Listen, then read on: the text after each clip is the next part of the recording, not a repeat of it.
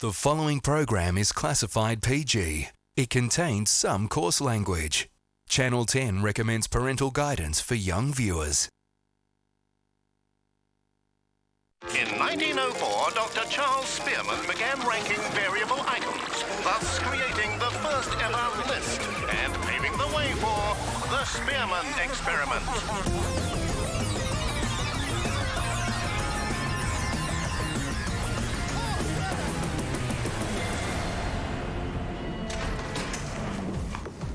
Hello and welcome to the Spearman experiment. Now everyone, look at me. Wake up, Jeff. What you talking about, Magda? You talking to me? Not happy, Jan.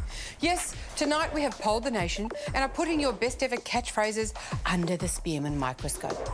Catchphrases, those shorthand nuggety nuggets of mass communication that sweep through schoolyards and offices faster than a gastric flu. You know you're soaking in it.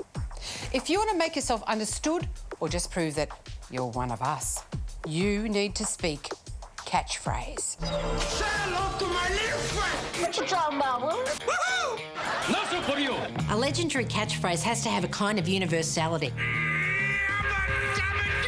The plan. Oh my God! They killed Kenny! The more kind of effortless and casual it is, the better. Everyone has to understand exactly the meaning behind it instantly. Yes, we can. Please explain. I pity the fool. When you say it, someone goes, oh, I get that because I saw that joke too and I loved that. They've also got to be somehow applicable to your everyday life. Go ahead. Make my day. A great catchphrase is inherently got to be funny. I said pet, I said love. Genius. One thing that really helps a catchphrase is the word hard on the It's childish, but swearing's funny. Not happy, Jan. Not happy, Jan! That's very Aussie in itself, I think. I'll be back. I'll be back. How you doing? How you doing? It's one of my all-time favourite catchphrases. You're terrible, Muriel. You're terrible, Muriel. Crikey! Crikey! I think it's one of the best Australian sayings ever. Puck you, miss. Fuck you, miss. The name's Bond. James Bond. Couple of days, come through to her. Beautiful. Couple of days. All of a sudden, that one pops into your head and you want to say it. So where the bloody hell are you? No! The driver's spoken. Kids in the playground are saying it, and that's when it shows a hit. Wake up, Dad. Yada, yada, yada. It's time to go. We're great mimics, and if we're a fan of someone who says something, chances are we'll rip it off. Our first catchphrase tonight is one of the most memorable lines ever uttered by a politician, but it's not this one. Yes, we can. Or this one. This is a recession that Australia had to have. At number 15, this catchphrase is so pithy, so spot on, so brilliant in both its form and content that it needs no please explain. Please explain. Tracy Curro interviewed her on 60 Minutes and asked her the big question, are you xenophobic? Are you xenophobic? And there's that delicious pause, and then out it comes.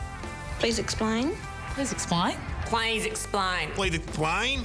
To be honest, I didn't know what the word xenophobic meant until I watched that either.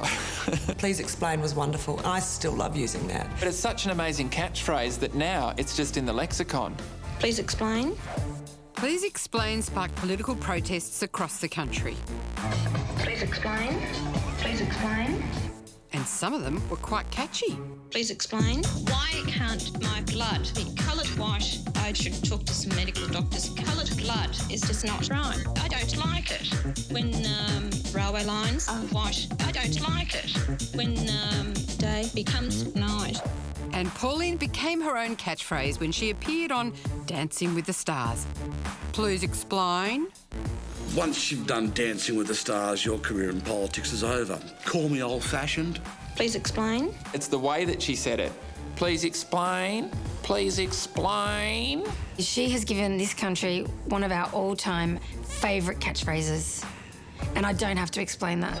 A savvy catchphrase can also be good for business. Next up, a catchphrase that isn't only catching, it's ka-ching. Wake up, Jeff. Everybody's wiggling. Wake up, Jeff. We really need you. The children absolutely love the Wiggles. Their songs, they're very, very catchy tunes. Wake up, Jeff, before the day's through. It's the Wiggles with Wake Up, Jeff. Wake up, Jeff. That's all I know. Wake up, Jeff. Everybody's wiggling. When they're telling stories and stuff, Jeff will fall asleep and then all the kids will go, wake up, Jeff! Seems deceptively simple, but when it comes to catchphrases, the Wiggles have got the Midas touch. How do they do it? On one hand, you've got Jeff, who's asleep, right? He's asleep. On the other hand, you've got a bunch of people who want to wake up Jeff, right? And so this beautiful collision right here, that's where the phrase wake up Jeff came from. Brilliant. Just genius. When I count 3, let's say wake up Jeff. 1, 2, 3. And with every second child in Australia owning a Wiggles CD, the formula for genius can be expressed thusly. Purple plus yellow plus red plus blue equals gold. Who knew? What fun is there to be Jeff from the Wiggles? That guy can never fall asleep in public anywhere. Well, Wake Up Jeff's always handy if their name is Jeff. It's a problem if their name isn't Jeff. Who's asleep because he's about 86 years old now. Wake Up Jeff has proven so popular the Wiggles are waking up their Jeffs all over the world. From Taiwan all the way to Latin America. Ay, caramba, debe de ser Katy. As soon as you hear Wake Up Jeff, you think of the Wiggles. And the Wiggles are something that every Australian is so very, very proud of what they've achieved in the last 10 or 15 years. Wake up, Jeff, before the day's through. Can you keep that noise down? I'm trying to sleep. Oh, for heaven's sake, will somebody please get that man a double shot espresso? Now for the catchphrase voted by the ladies, for the ladies.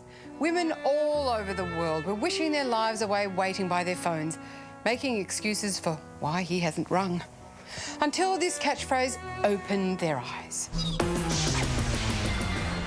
I'm not going to sugarcoat it for you. He's just not that into you. He's just not that into me. He's just not that into me. Your next catchphrase, he's just not that into you, comes from the ultimate girly series, Sex and the City. Oh my God. It's the Bible. It's the Holy Grail. You're just not that into me, and it's okay. I get it. Every conversation you have about men with your girlfriends or your sisters or your mum, it's so easy. He's just not that into you. Problem solved. Think how much time and therapy I could have saved over the last 20 years if I had known this. Okay, ladies, here's how it works. If you see him out with another girl, probably not his sister or his mum. He's just not that into you. If he's sleeping with someone else, he's just not that into you. And if he watches Sex in the City, he's probably just not that into women. He's just not that into you. It's a great mantra. It's fabulous. The truth will set you free. He's just not that into you. Not only did they publish an Oprah-endorsed book off the back of this catchphrase, they turned it into a hit movie as well. If a guy is treating you like he doesn't give a he genuinely doesn't give a Sex and the City is obviously more popular with the ladies than the men. Using the Spearman 7740 gender differentiator, we can now show you the difference between how men and women watch the show. So he kissed me goodnight at the door. I invited him up and we kissed again, and he said he'd call.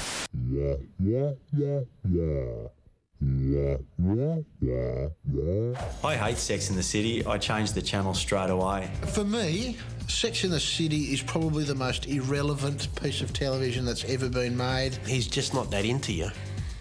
It's just a nice way of saying he thinks you're a minger. Come on, be a man, tell the truth. I have diarrhea. He's just not that into you. And there will be someone who is into you. So let that one go and find the one that is.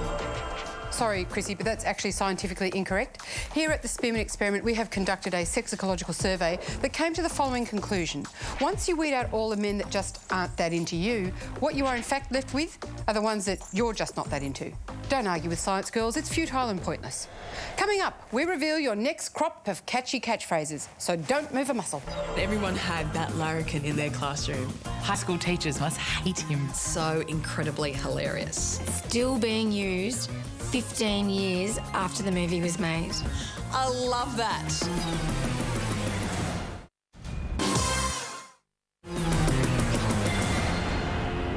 Welcome Welcome back to the Spearman Experiment, Australia. We've been polling. How much polling can a woman be expected to take? I'm only human, and we're only up to number 12. And next up, it's the catchphrase that strikes terror into the bosoms of every school teacher across the country.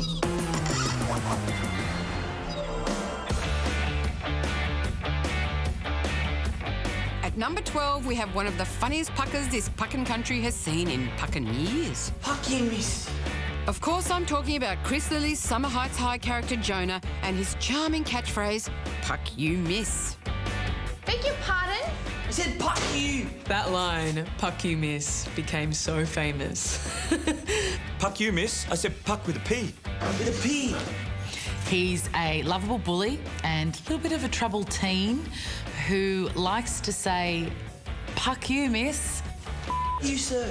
Excuse me, Jonah? I said puck you, sir. No, I said puck you.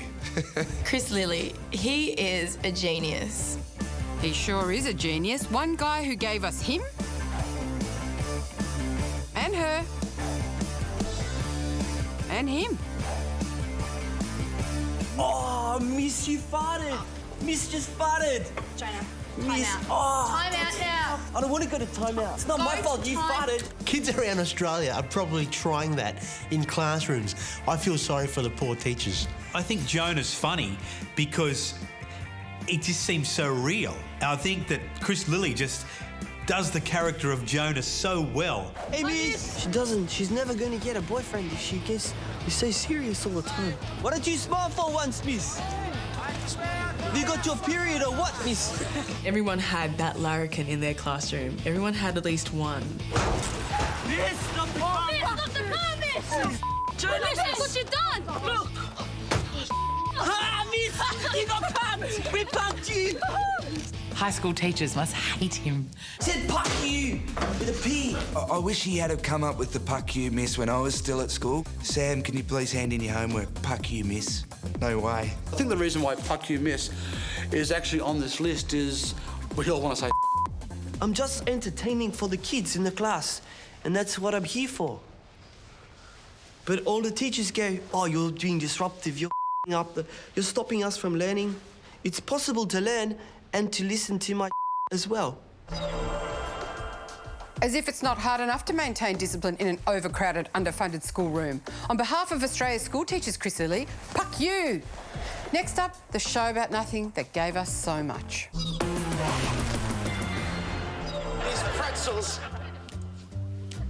are making me thirsty. Master of my domain. I'm queen of the castle. It's yada, yada, yada. Yada, yada, yada. Not that there's anything wrong with that. Australia, you picked the Seinfeld catchphrase not even uttered by a main character. No soup for you. No soup for you. No soup for you. No soup for you. No soup for you.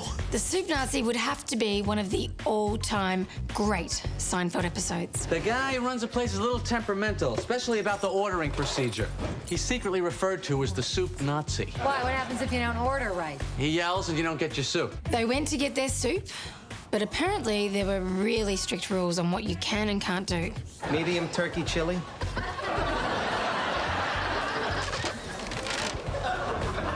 I didn't get any bread. Just forget it. Let it go. Excuse me, I think you forgot my bread. Bread, $2 extra.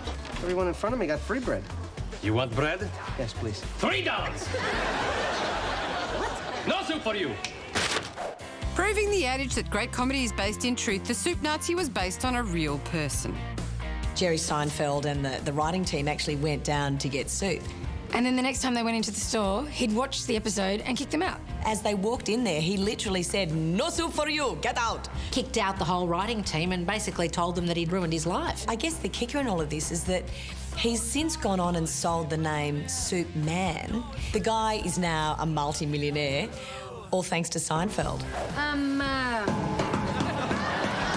What is that right there? Is that lima bean? Yes. Never been a big fan. Very good. Very good. You know something?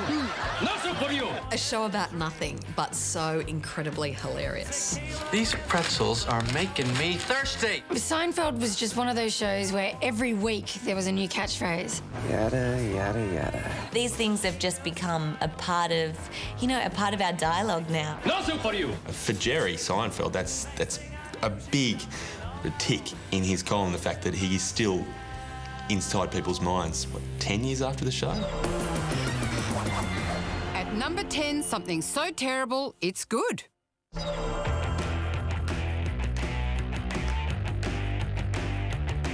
Toni Collette is exceptionally talented, clever and funny, but there was one film in which everyone agrees she was truly terrible. Muriel's Wedding. Muriel. Muriel. You're terrible, Muriel. You're terrible, Muriel. Still use "you're terrible, Muriel" all the time. I think it's one of the best Australian sayings ever. Gabby Millgate plays the character, but she says, "You're terrible, Muriel." But she has a smirk on her face like, that's such a terrible thing, but I wish I'd done it. Muriel. Muriel? You're terrible, Muriel. You're terrible, Muriel. I mean, it's used in everyday language. It should be put in the next Australian dictionary. Before all the glitz and glamour of Hollywood, there was the frump and pageantry of Pauper Spit. We've told you 1,000 times how to do your hair, but you never listen. You never wear the right clothes. You're fat. You listen to 70s music. This is the 90s. Well, poor Muriel, she was this hapless, kind of out-of-luck character, a little bit frumpy. You know, couldn't really kind of find a bloke when all she wanted to do was to get married. What is going on, Mariel? I've seen your wedding album. You've tried on every dress in Sydney. That doesn't mean I'm getting married. What else does it mean? I want to get married. I've always wanted to get married. If I can get married, it means I've changed. I'm a new person. She ends up getting in trouble and she gets caught thieving a couple of times, which is where the expression "you're terrible, Muriel" comes from. Muriel. Muriel! You're terrible, Muriel. Your terrible, Muriel, is when someone goes a bit too far. If I had $1 for every time I've heard "your terrible, Muriel" directed at me, I'd be a much wealthier man than I am. Muriel, did you steal this dress? No. I think, Muriel's Wedding was such a great movie, and I think a lot of Australians had a lovely affection for Muriel. Muriel. Muriel? You're terrible, Muriel. You're terrible, Muriel is definitely commonplace in Australian language. Maybe if me and some girlfriends were all hanging out one night and we were watching Sex in the City and someone said something about a boy that was a little bit naughty, that's when I'd say, "Oh, you're terrible, Muriel." It's still being used 15 years after the movie was made. To me, that sums up a great catchphrase, and I still use it all the time. How can something so terrible feel so good? That was "you're terrible, Muriel." Just scraping in at number 10, according to your votes. We'll be back, because crikey, who knows what's number 1? Made us cringe but laugh until we peed ourselves. I'd like to know if that line has ever picked up a girl. I tried it. It got me nowhere.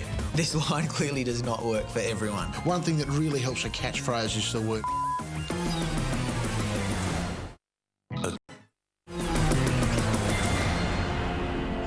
Thanks for joining me, Australia. You're back with the Spearman Experiment, the show that has polled the nation to uncover your best ever catchphrases. The magical thing about a good catchphrase is that it nails an elusive truth. It resonates. Hearing it is like seeing an old friend. Ah, I know you, old friend. You have a haunting feeling that I've heard this somewhere before. I said love, I said pet, I said pet, I said love. Your number 9 catchphrase comes from a chain-smoking, self-serving polyester nightmare who, like a character from Greek mythology, devoured her own. Regardless, Australia fell under the toxic spell of Lynn Postlethwaite. I said pet, I said love, I said pet.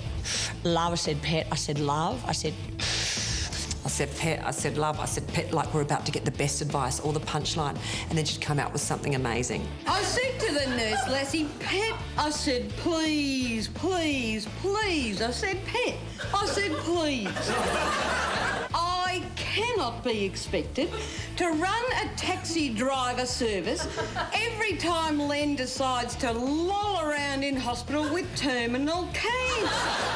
Lynn was a character that was actually so revolting. She was funny. I like the way she had the drawn-on lipstick way over the lips. Well, you wouldn't employ her, basically. She spent her whole day gossiping, dragging on a fag. I said love, I said pet, I said mum.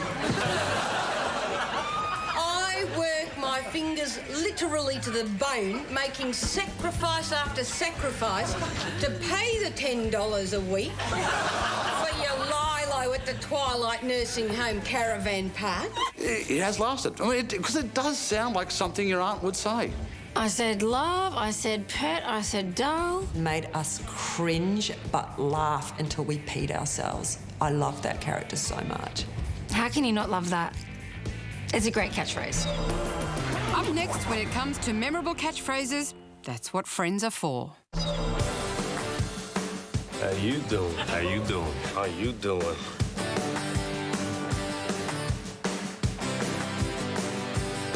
Your number 8 catchphrase is Joey from Friends. How you doing? How you doing? So how you doing? How you doing? I love that. How you doing? How you doing? I'm okay. What? Friends was basically a show that was designed for people that didn't have friends. I love them so much. They're my friends. I never wanted it to end. There are lots of things I loved about Friends and the other characters on that show, but Joey and his how you doing just gave me the irrits. Matt LeBlanc played Joey, the lovable out-of-work actor who was stupid but sexy. What I do is I look a woman up and down and I say, hey, how you doing? Look, only Matt LeBlanc can do how you doing and make it work, because I tried it. It got me nowhere. This line clearly does not work for everyone. How you doing? How you doing? I swear, any woman that hears it, they're like putty. I'd like to know if that line has ever picked up a girl. I'd say no. Now, there were guys out there using that line left, right and centre in bars all over Australia. Usually if that pickup line works, the other person looks back at you and they go, how you doing? No, how you doing? How you doing? How you doing? Now, for the gentlemen out there, Dr. Spearman has researched the most effective pickup lines of all time. Number 1, how you doing? Number 2, you'll do. And number 3, you remind me of my mother. How you doing was so popular that when Friends ended, the catchphrase got its own spin-off series and took Joey along for the ride. He had his own sitcom called Joey, and it did not do very well. Matt LeBlanc, I believe, is a French phrase for one-trick pony. How you doing? How you doing? How you doing? Hey, how you doing? Don't! If Joey said that to me, I'd, yes, invite him up for a cuppa, but that's... Oh, would I? I'll invite him up for something. Joey. So many things right, but so many things wrong. If your father was a best-selling author, a convicted criminal, and one of the country's most acclaimed psychopaths, this is the kind of loving paternal advice you might expect to hear. Harden the up. Oh, Dad. Yes, that's right. It's Heath Franklin's Chopper. Australia needs to harden the He coined the phrase, I don't know if I can say it, harden it up. Telling people to harden up. You know, for drinking soy lattes, for driving scooters, for Stefan's. His name is Stefan. Harden Stefan. I agree with Chopper. Australia really needs to just harden the up. Why don't you try a mugachino of harden the up, Peter? I mean, this is ballsy. The actor's gone, who should I impersonate? How about the biggest psycho in the country? To refresh your memory, Australia, the real Chopper, Mark Chopper Reed, was convicted of murder, multiple armed robberies, and earned the nickname Chopper on account of the fact that he chopped his own ears off. Hello? That's like bending over in front of John Hopewadi. Very dangerous. Just because you're a killer doesn't mean you can't be funny. The Chopper character came about after I'd watched the Eric Bana film way too many times. I will ice pick spines of every prisoner in this division. And that's when I wrote the sketch, Chopper reading the children's book. Hello, kiddies. Hey? How are you, kids? Hey? Pretty good, all right. Bloody special guest Chopper in to read you little bloody kids a story. The real Chopper Reed doesn't like the fake Chopper Reed because the real Chopper Reed thinks that the fake Chopper Reed is doing Eric Bana's Chopper Reed. I don't stand there like that, you know. and I don't talk in a high-pitched voice. The Spearman experiment has recently been given a multi-million-dollar government grant to conduct extensive research into catchphrases that use the word. Go ahead. My day. I did not have relations with that That's one small for man, One thing that really helps a catchphrase is the word. It's childish, but swearing's funny. Harden the Well, I'm pretty excited about Australia adopting the catchphrase, harden the up. And actually, I've noticed a bit of improvement around the country already. Harden the up. It's about looking at life right in the face and saying, get. I'm sorry, mate, come here. Chopper Read, the criminal we're too scared not to love. Stick around, because on the other side of the break, we'll reveal your top 6 catchphrases. I think it's such a fantastic catchphrase. I use it often. When anyone tries to say that, I want to slap them. Yeah, I don't even know what that means. 10 years later, we're still talking about it.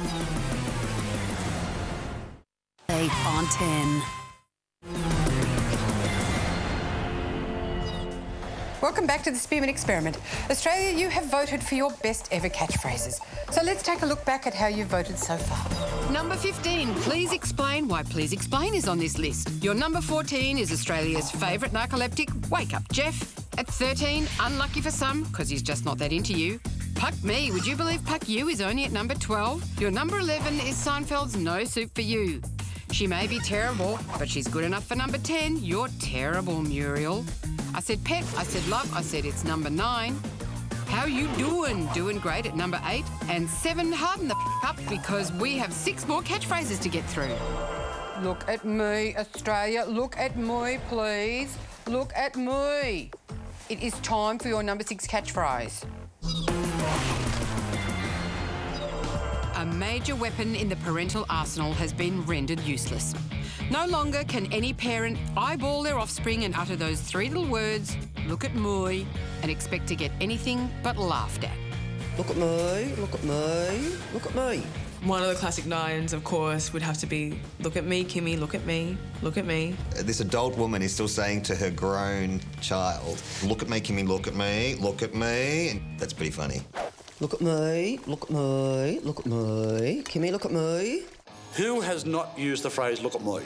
Look at me, look at me, look at me. When anyone tries to say that, I want to slap them, because only they can say, look at me. Look at me, look at me. Kimmy, look at me. My mum used to say, you look at me. Jason, look at me. Well, even my Vietnamese mum tries to do the catchphrases. You look at me, you look at me. Look at me, look at me, look at me. Kimmy, look at me. Look at me, look at me, look at me. Kimmy, look at me. Everyone would just wait for that line, Kimmy, look at me. You just knew that that would be the point where you'd just crack up the most. I'm surprised it's not number 1. It's probably out of all the catchphrases we've talked about, the one I've heard the most over the past 10 years. But its application is very specific to trying to get the attention of someone called Kim. It's nice. It's different. It's unusual. It's nice. Our next catchphrase is as Aussie as slapping a snag on the barbie, sinking a few tinnies and chucking a Yui in your ute. Steve Irwin didn't just conserve wildlife, he also managed to conserve some classic Aussie slang, such as this little ripper. Ooh. Oh, crikey. Crikey. Crikey. Crikey. What happens when you can't swear? You say crikey. Whoa. You're all right, sweetheart. You're all right. You're all right. Crikey. If you had to describe what crikey meant, you would say, well, it's when you're sitting around in khaki shorts and a bloody khaki shirt and you're about 4 feet away from a crocodile who wants to eat your face.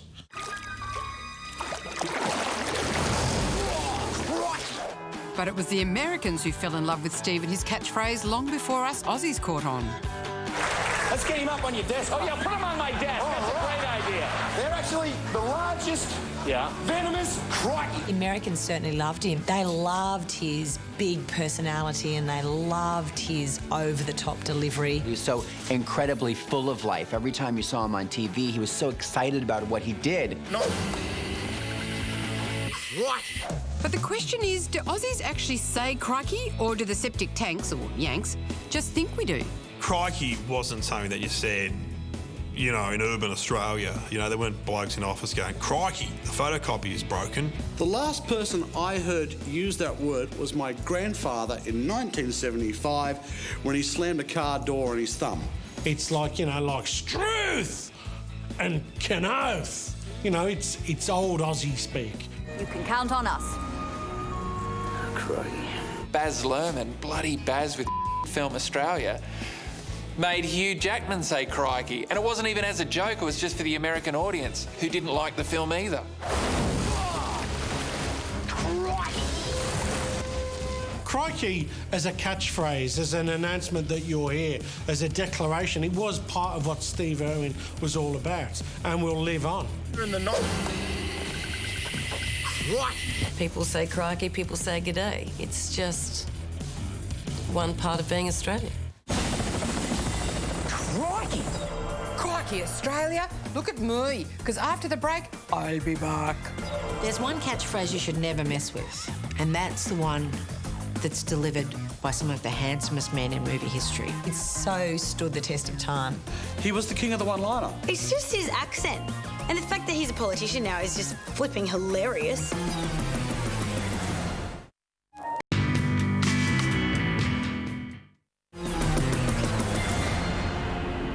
Welcome back to the Spearman experiment, where we... Dough?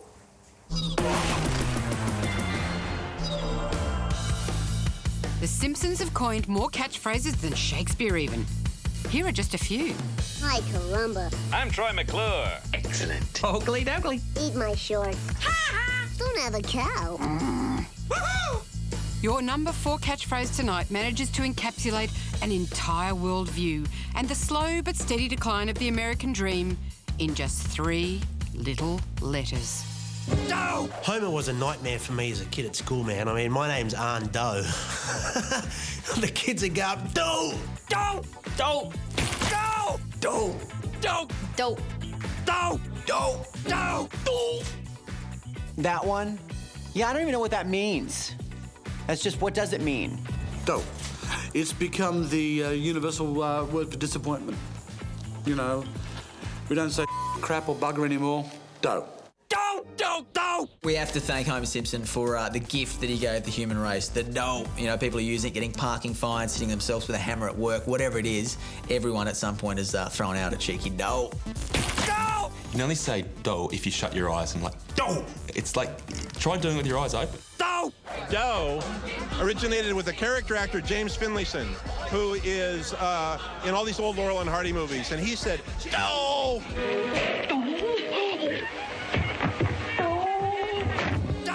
So The Simpsons is a dysfunctional American family, but I reckon why we love them is because they're a typical Aussie family. Mush, Homer, mush! Catch, Dad, catch! Okay, that stings Daddy's eyes, honey. Homer is every dad. I love Homer. The Simpsons is about Homer. Homer Simpson is the star of The Simpsons, I reckon. He says things he shouldn't. He does every single thing that a guy wants to do. Mr. Simpson, I'm afraid you have a crayon lodged in your brain. There's a crayon in my brain? I love Homer Simpson. He is an inspiration to guys like me. The name is Szubanski.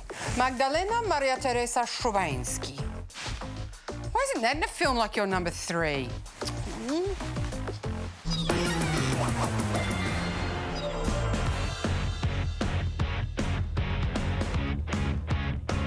If you're the only person on the planet who is not a James Bond fan, there are basically 3 essential ingredients in any Bond film. Firstly, girls. Looking for shells? No, I'm just looking. Secondly, the vodka martini. Vodka martini. Shaken, not stirred. And thirdly, that catchphrase. Bond. James Bond. The name's Bond. James Bond. Bond. James Bond. My name is Bond. James Bond. My name's Bond. Bond. James Bond. My name's Bond. Pause, pause, pause. James Bond. There's something appealing about a guy who forgets his own first name for a few seconds, isn't there? James Bond. Look, Sean Connery's got to be absolutely the best Bond. Oh, forgive me. I thought I was invited up here to admire the view. Yeah, my favourite James Bond is Daniel Craig. Yes. A lot of people weren't big fans of Roger Moore as James Bond, but I kind of liked him. I think the biggest mistake the James Bond producers made can be summed up in 2 words: Timothy and Dalton. Ba-bow. You've got me horse's ass. In Casino Royale, hardcore Bond fans panicked as the end of the film drew near and the catchphrase still hadn't been uttered. I mean, everyone was waiting for the James Bond line that happened right at the end of the film. The name's Bond. James Bond. There's one catchphrase you should never mess with, and that's the one that's delivered by some of the handsomest men in movie history. But in Quantum of Solace, filmmakers committed Bond blasphemy and the catchphrase was dropped altogether, leading to mass protests. You didn't say I'm Bond, James Bond. They left it out. You can't do that, man. You must put it in. Credits roll, James Bond theme plays, and he hasn't said the line. Big mistake. The catchphrase didn't appear in Quantum of Solace, and neither did a plot. Bond. James Bond. It was a pivotal part of every single James Bond film. Hard to use because not many people are called James Bond. Very good if your name is James Bond, because you can do it all the time and it'd be a great conversation starter. Bond, the name is Bond. It's classic. It's as classic as a martini, an Aston Martin and a tuxedo. Stick around because we will reveal the country's top 2 catchphrases right after this break. They're going to In UE or go to UE.com.au.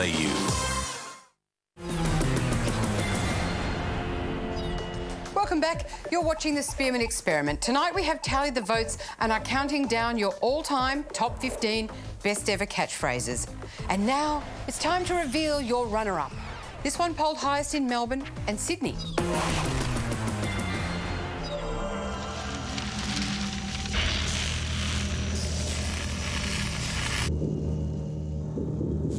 You're close.